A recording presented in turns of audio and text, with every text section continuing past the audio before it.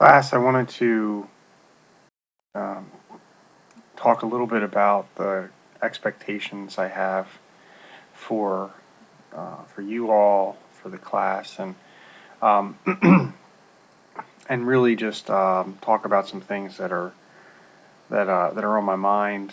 Um, Let me just start by talking about this class and kind of the history of the class for me. So, I've been teaching social problems for a while now. I started teaching it actually as an adjunct at UMBC, and it's really one of my favorite classes because we get to dig into issues, um, and like we get to get deeper into them. So, like in an intro class, we kind of brush over everything, and we brush over a lot of stuff. But in a social problems class, we might pick, you know, 8 or 9 topics that we will dig into, um, in a week's period rather than talk about that for 10 minutes in a class. And so I really do enjoy this class. I've never taught it online though. And I've actually, when asked, would you teach it online? I thought, well, it's really one of those classes where it's best when we have that discussion. It's when we're in class together and people are kind of just talking and conversing and reflecting and hearing each other. Well, face to face is not an option for this semester, so here we are. We're online. It's going to be a good class. I'm really not concerned. I'm not sure how we're going to have those discussions that we would have had in a face to face section, given that this is an asynchronous class. So my hope is that we can have small Zoom sessions throughout the semester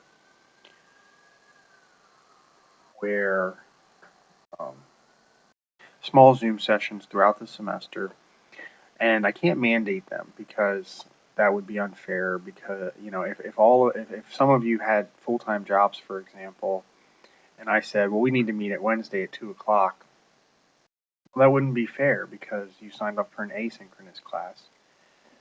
However, I do hope that all of you will make attempts to be a part of these discussions when you can, even if it's to check in for 5 minutes just to kind of hear what's going on.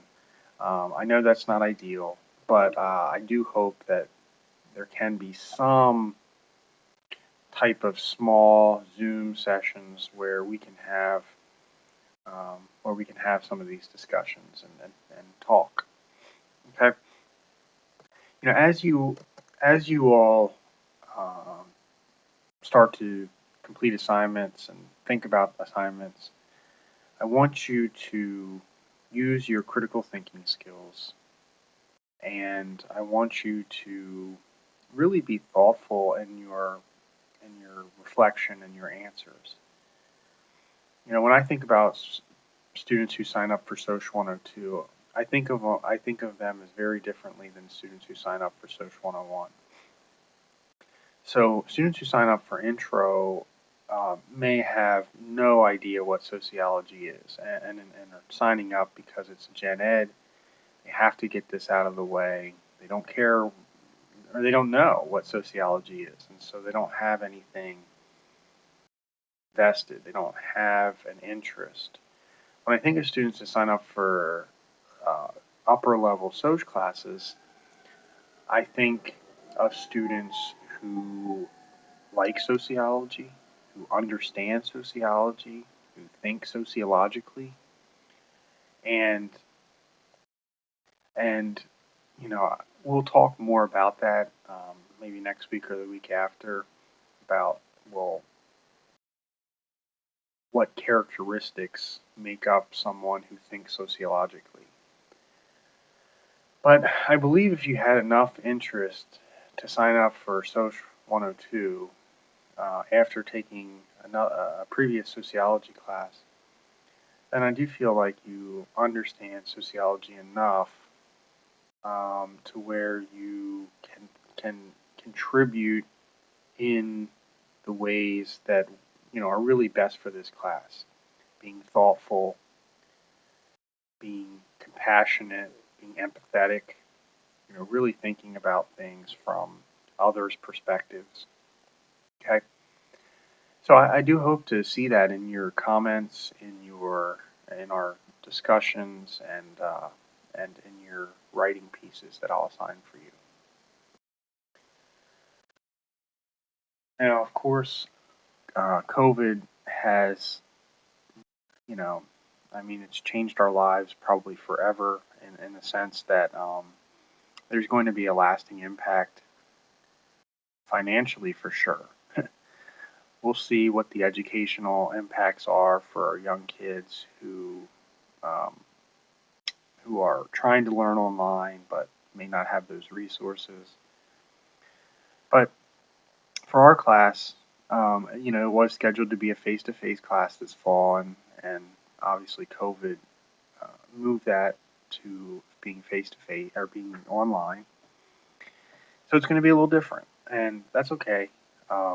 Like I said, it's not my ideal preference for teaching this class, but um, we're going to make it work, and I'm going to figure out ways to make it just as good as a face-to-face class, but in different ways. Okay.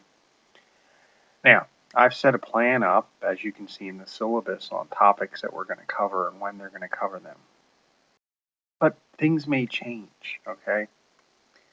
There's a lot going on in the world right now, as you know, and this is a class where we can cover those topics that are, uh, that are current, and we can dig into them. We can learn about them. We can, understand the history behind them and why they are existing today. So you may see that some of the topics all drift a little. Um, Perhaps, I mean, for example, a few years ago, and maybe even last year, we used to talk about animal cruelty. And while that is absolutely important, um, I have decided for this semester to replace it with the topic of COVID, and and really what we're going to talk about when we talk about COVID is understanding like scientific evidence. Now, so I've taken what I'm trying to do there is things that are more current, more relevant, and dig into those things. Now, if I also there also may be a topic where it turns out like I feel that there may be another assignment for it or another week of discussion, in which case we will remove another topic or we'll figure it out. Also with the Zoom meetings or telephone meetings that we're going to have, I don't know exactly how that's going to work. So we're going to, if it turns out that, most of you can meet on one day and one time, maybe we'll do it weekly. If it turns out that no one can really meet in one time, maybe we'll do, individual meetings for a couple times, or we'll get two or three together.